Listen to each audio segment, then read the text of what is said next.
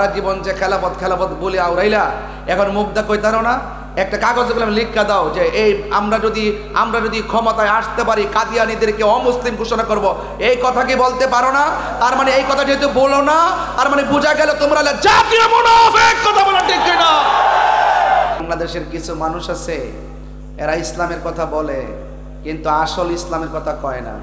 ওরা ব্যক্তিগত ইসলামের কথা বলে, ওরা স্বার্থের জন্য ইসলামের কথা বলে, ওরা চেয়ারের জন্য ইসলামের কথা বলে, ওরা ক্ষমতার জন্য ইসলামের কথা বলে, কিন্তু মুখ খুললে এই কথা কয় না। সারা জীবন যে খেলাপথ বলে আওরাইলা এখন মুগ্ধা কইতারো না একটা কাগজে বললাম লিখা দাও যে এই আমরা যদি ক্ষমতায় আসতে পারি কাদিয়ানীদেরকে অমুসলিম ঘোষণা করব, এই কথা কি বলতে পারো না?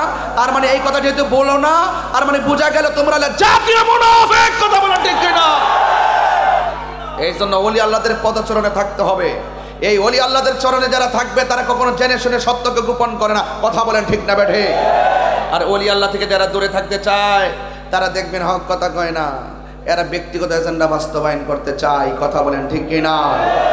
এখন দেখবেন স্বার্থের জন্য কত, আজকে দেখলাম লেখা আছে আরবিতে লেখা আছে মনোগ্রাম, ইকামতের দিনের কথা লেখা আছে, আবার দেখলাম তাদের ডানে বামে বিভিন্ন ধরনের নাচানাচি লাফালাফি বিভিন্ন ধরনের কি জি শুরু করলো। মনে হয়েছে তারা এই বাংলাদেশে ধোঁয়ায় তুলসী পাতা একদম এমনভাবে মিশে কথা বলে, হিন্দুদের কলিজার ভিতরে ঢুকে মন্দির কুলে নিয়ে কথা বলে, এরপরে বলে রোজা পূজা এক কথা, মুদ্রার এ পিঠ আর ও পিঠ। এই যে কথাগুলো আছে না, এগুলো একজন মুসলমান হিসেবে যায় না। আমরাও কিন্তু দেশে মুসলমান, আমরাও কিন্তু ইসলামের কথা বলি।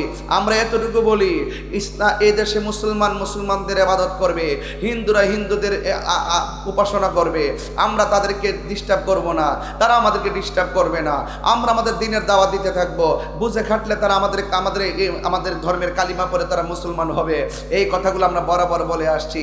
তাই বলি কি মুসলমানদের অস্তিত্বের জলাঞ্জলি দিয়ে আমাদের কথা বলতে হবে? তার মানে এটা বুঝতে হবে এরা মুখে অনেকে যত কথাই বলুক না কেন, ভিতরে বহুত ধরনের রহস্য লুকায়িত আছে। এই লুকায়িত বিষয়গুলো সবার চোখে ধরা পড়বে না।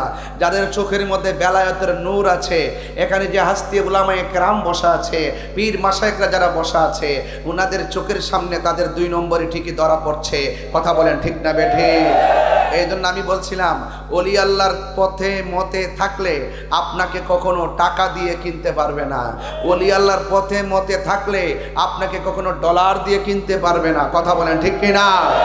এই জন্য যারা ব্যক্তিগত ইসলাম করে এই ইসলাম আমাদের দরকার নাই, আমরা মদিনাওয়ালার প্রেমের ইসলাম চাই। কথা বলেন ঠিক না বেঠে? যে ইসলাম আল্লাহর ওলিগণ বাগদাদ হয়ে এই দেশে এসে ইসলামের পতাকা ইসলামের দাওয়াত দিয়েছেন। এই দেশে মসজিদ বানাইবার আগে খানকা বানাইছে। এই পরিবেশ ছিল না যে তুমি ইচ্ছা করলে কারোর সামনে গরু জবাই করতে পারবা। গরু জবাই করতে গেলে আল্লাহর নাম নিতে হয়, আল্লাহর নাম নেওয়ার মতন কোনো লোক ছিল না। এই দেশে হেকমতে কৌশলে খানকা বানায়া অত্যন্ত দৃঢ়তার সাথে হকের দাওয়াত দিতে মেজরিটি করার পর তখন তারা সমষ্টিগতভাবে ইসলামের দাওয়াত দিয়ে মেজরিটি হওয়ার পর তারা মসজিদ করেছেন। এই জন্য যারা খানকাকে গুড়িয়ে দেওয়ার কথা বলে তারা খানকার ইতিহাস জানে না। যারা আল্লাহর ওলির মাজারকে ভেঙে দেওয়ার কথা বলে তারা আল্লাহর ওলিদের ইতিহাস জানে না। কথা বলেন ঠিক? এই জন্য হুজুর গাউসুল আজম আব্দুল কাদের জিলানি আল হাসানি ওয়াল হুসাইনি রহমাতুল্লাহি আলাই তিনি শুধুমাত্র একজন ওলি না, তিনি একজন মাদারজাত ওলি। কথা বলেন ঠিক না বেঠে? এই মাদারজাত ওলি যিনি ওলিদের ওলি, তিনি আমাদের কাদরিয়া তরিকার যিনি শাহনশাহ, তিনি হযরতে গৌসুল আজম আব্দুল কাদের জিলানি আল হাসানি ওয়াল হুসাইনি রাদিয়াল্লাহু তাআলা আনহুম। চিশতি তরিকার যিনি প্রেসিডেন্ট হযরতে খাজা গরিবে নওয়াজ আজমিরি সঞ্জরি রহমাতুল্লাহ আলাইহি। নকশবন্দিয়া তরিকার যিনি প্রেসিডেন্ট তিনি হলেন হযরতে বাহাউদ্দিন নকশবন্দি রহমাতুল্লাহ আলাইহি। মুজাদ্দিদিয়া তরিকার যিনি president Mujaddid Alf Sani was born 1649 before the birth of Christ, Sirhindi of Punjab, তিনি মুজাদ্দিদ আল তরিকার প্রেসিডেন্ট। এই জন্য এই দেশে ইসলাম আনছেন আল্লাহর ওলিগণ। যারা আল্লাহর ওলির মাজারকে ভাঙ্গার ষড়যন্ত্র করেছে, ওলি আল্লাহর প্রেমিকরা ইনশাআল্লাহ তাদেরকে আগামীতে প্রতিরোধ করবে। কথা বলেন ঠিক? কারা কারা রাজি আছেন 2 হাত তুলে দেখাতে হবে।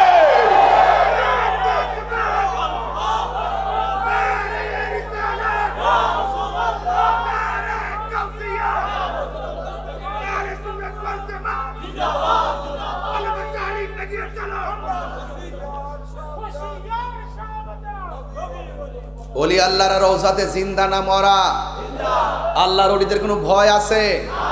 এ আওয়াজ করে ভয় আছে? চিন্তা আছে? টেনশন আছে? ঘোষণাকার আরো বড় ঘোষণাকার আল্লাহর ওলি তারাই হবে যারা ইমানদার। কথা বলেন ঠিক কিনা? বেঈমান কখনো ওলি আল্লাহ হতে পারে